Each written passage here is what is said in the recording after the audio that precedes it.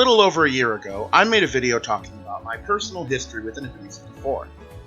I in fact started my video game journey with that iconic console. However, the console that would consume me completely during my middle school years, all the way up until the present day, is the subject for today's video, the Nintendo Gamecube. To say that I'm a fan of the Gamecube would be a gross underestimate. I am obsessed with this console. So obsessed, in fact, that I feel the need to talk about it. My first exposure to the Nintendo Gamecube was when I went over to my brother's house when we were kids, and I saw the silver lunchbox connected to his family's massive 65-inch television. I wasn't actually his at the time, but rather his cousin's, so the few times I got a chance to play it were at their discretion. The first game I played for the console was Mario Kart Double Dash. I remember very distinctively that I kept getting my butt kicked by my brother, and I would consistently end in last place. But I really didn't care that much, honestly, since it was just so fun to play games with his family.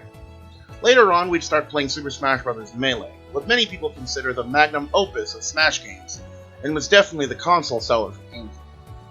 I remembered I'd always choose Mewtwo, even back then, since at the time, I couldn't play as Mewtwo in Pokemon Stadium on my Nintendo 64, so I wanted to get a chance to use it in some capacity. Of course, I'd always get my ass handed to me in that game as well, but I still had way too much fun to care. For the next year or so, I'd only get brief chances to play their GameCube, and would continue to bug my mom to get me one. And thankfully, she finally gave in Christmas of 2006, when she got me my very own silvery lunchbox. I couldn't be happier. The first game she got for me was Super Smash Bros. Melee, and good God did I play that game way too much. I didn't have a memory card at first, and had to wait for over a month before my mom could get me one. So I was stuck with leaving the console on 24/7 to ensure my game didn't lose any data. It was definitely stressful though for my young kid self, since one wrong power outage and all my progress was gone. Sometime the following year, my mom and I were at a GameStop, and as I was looking for some new games to play, I spied a copy of Pokemon XD Darkness sitting comfortably on the game shelf. I convinced my mom to get it for me, and I immediately started playing it when I got home. However, at the time, I actually thought it was going to be just like Pokemon Stadium 1 and 2, since I didn't even know about the main series of Pokemon games at the time, or even that Pokemon was a series either. So when I first booted it up and got to Professor Kaminko's lab, I was actually too terrified to continue and had my mom exchange the game for what I thought might have been more like Stadium 2. That game would be Pokemon Colosseum. Now I know it might be a bit weird to say I was actually scared of Kaminko's lab, but honestly I was a very timid and shy child growing up, and was easily frightened by just about everything. So I had convinced myself, from seeing my family watch horror movies in my childhood, that Kaminko's lab would have some kind of jump scare in it. And since by that point I'd figured out it wouldn't be like the Stadium games, I felt it more appropriate to exchange XD for Colosseum. Why, you may be asking? Because I equated the word Stadium with the word Colosseum, and figured since they were very similar, then the game would be a sequel to it. Anyway, as is plainly obvious to anyone who's ever played the game, Colosseum was nothing like the Stadium games, and was in fact much closer to the main series. So much so that even to this day, I personally consider it and XD Darkness to be a part of the main series. But I ended up completely enamored with Colosseum, to the point where I maxed out the hours in the game file, which wasn't that hard to do considering it maxed out at just under 100 hours, and continued to play that same file for several years later. Once I was finished with Colosseum, and when the money was right, I asked my mom once again to get me XD. She begrudgingly agreed, and the rest was history. I put so many hours into that game that, to this day, Pokemon XD Darkness is the only Pokemon game that I have ever maxed out the time clock. The two Pokemon games I came the closest to since then, before my physical copies became lost to history, were Pokemon Red Rescue Team, which I topped at just over 600 hours, and Pokemon Y, which I topped at just nearly 800, although a majority of that was just because of breeding moves. I did already go over this ad nauseum in other videos, especially in my Let's Plays of both Colosseum and XD, but I absolutely adore these games. They're the games I spent the most time on in my life. However, these were not the only GameCube games I would sink years of my life into. Obviously, Melee would also be a game I'd play way too often. I remembered as a kid trying to figure out how to obtain every character, and going into my mom's computer in the living room that ran fucking Windows 98, and Googling how to get Mewtwo. Only to find out that I either had to do an absurd amount of knockouts, or accumulate over 20 hours of combined versus play time. I came up with a really dumb method to get it too. Since I only had one controller at the time, I couldn't just leave the game running for 5 hours with 4 controllers and get Mewtwo that way. Instead, I would have the match set to 99 stock, with 3 level 1 computers and only half knockback, so I could rack up as much time as possible.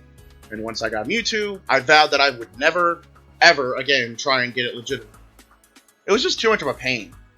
That honestly was the case for most of the roster, especially Mr. Game & Watch, who to this day is one of my least played characters in Smash games, just because of the stupid hell he put me through when locking, and he wasn't even a good character to begin with.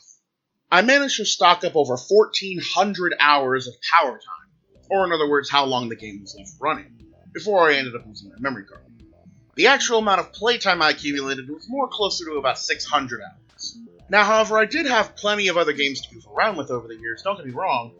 There were just several outstanding games that took over my life.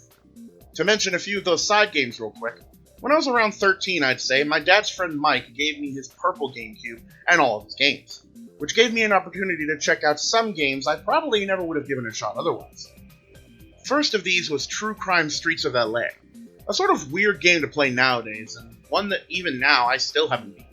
It was kind of like GTA in a way, only you were sort of a crooked cop and the graphics were barely above PlayStation 1 standards. Not the best, but a neat distraction. Along with that, I also played a lot of Freedom Fighters with my brother. He really loved that game and still does even today. I frankly couldn't get into it as much as he did, but we did have hours of multiplayer friends stealing each other's bases, so that was nice. Next up were the Medal of Honor games.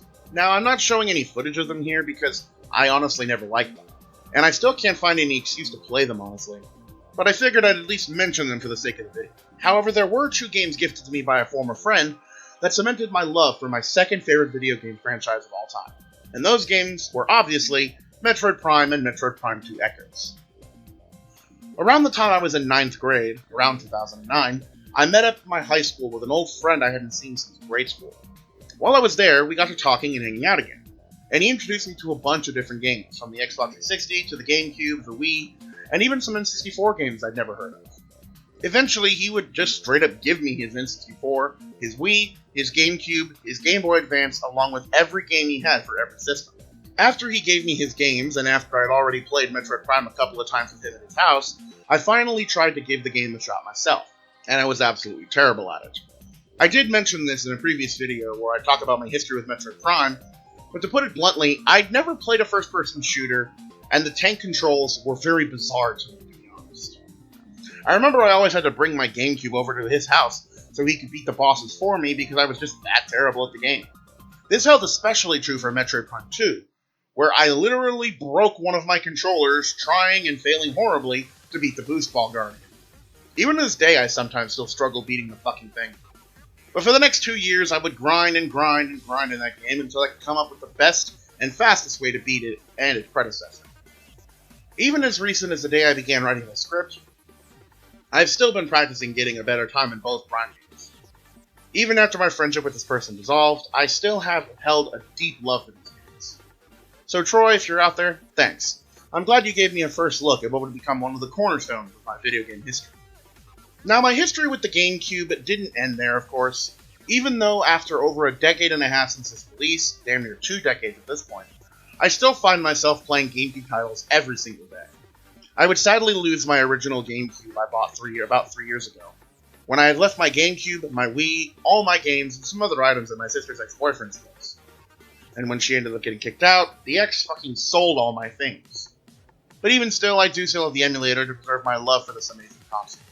Since the days of my childhood, sitting in my room after school, playing Melee, grinding in Pokemon XD, shooting aliens in Metroid Prime, or even racing around in Mario Kart or racing people in True Crime, the GameCube has provided me literally over a decade of amazing games that have and will continue to always stick with me.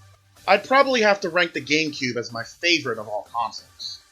And although it is sad that it is one of Nintendo's biggest financial failures, I'm glad to see that so many people around the world still have such fond memories with the lunchbox.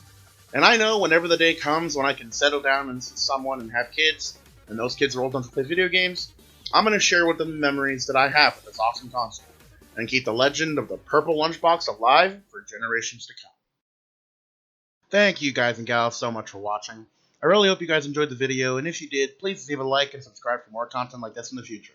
I will eventually get around to making a video of my history with the Nintendo Wii as well, but it may be a while just like this video. But nevertheless, thanks for watching. This has been ZDS, the YouTuber Fun, one video at a time, and I hope to see you guys in my next video. Have a good night, everybody.